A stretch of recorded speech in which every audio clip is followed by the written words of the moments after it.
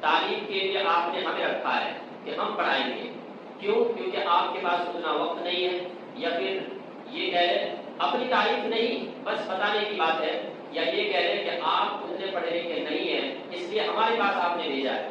تو پھر آپ بیچ میں دخل اندازی کیوں کرتے ہیں کہ ہمارے بچوں کا 3 صفحے سنا جائے، 4 صفحے سنا جائے، اس کا ایک ہی رکوع کیوں سنا جا رہا ہے، اس کو 2 رکوع کیوں نہیں سنا جا رہا ہے. ایک بچہ، اکثر جو بچے ایک رکوع سنانے میں کم سے کم 5 منٹ لگا جاتے ہیں. 2 رکوع آپ ان کو صرف قرآن، آپ نے قرآن آپ کے بچوں کو ہم نے پڑھا دیا، وہ الحمدللہ سے لے کر والناس تک پڑھ لیا. ہم نے اس کو نماز نہیں سکھایا، مسائل نہیں سکھائے، اور اس کو دعائیں نہیں سکھائے، حدیث نہیں سکھایا، تو وہ کیا بن گیا؟ وہ پکا سچا مسلمان کر لے گا، وہ نماز پڑھ لے گا، روزہ رکھ لے گا. تو جب آپ ہمارے پاس بھیجتے ہیں تو آپ اس میں دخل اندازی کیوں کرتے ہیں؟ ہمارے پاس مکمل نظام ہے.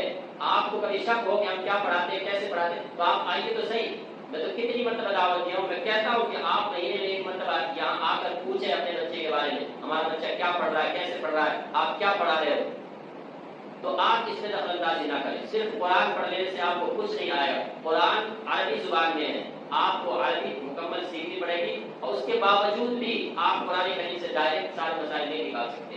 اس کے لیے آپ کو کوئی نہ کوئی دینیات کی کتاب چاہیے ہوگی جس میں آپ کو منظم شکل میں نماز کے مسائل سکھائے جائے، اخلاق و آداب سکھائے جائے، سچائی ہے، امانت داری ہے، جھوٹ سے بچنا ہے، حلال و حرام کی جان پہچان ہے. ان سب چیزوں کو سیکھنا پڑے گا.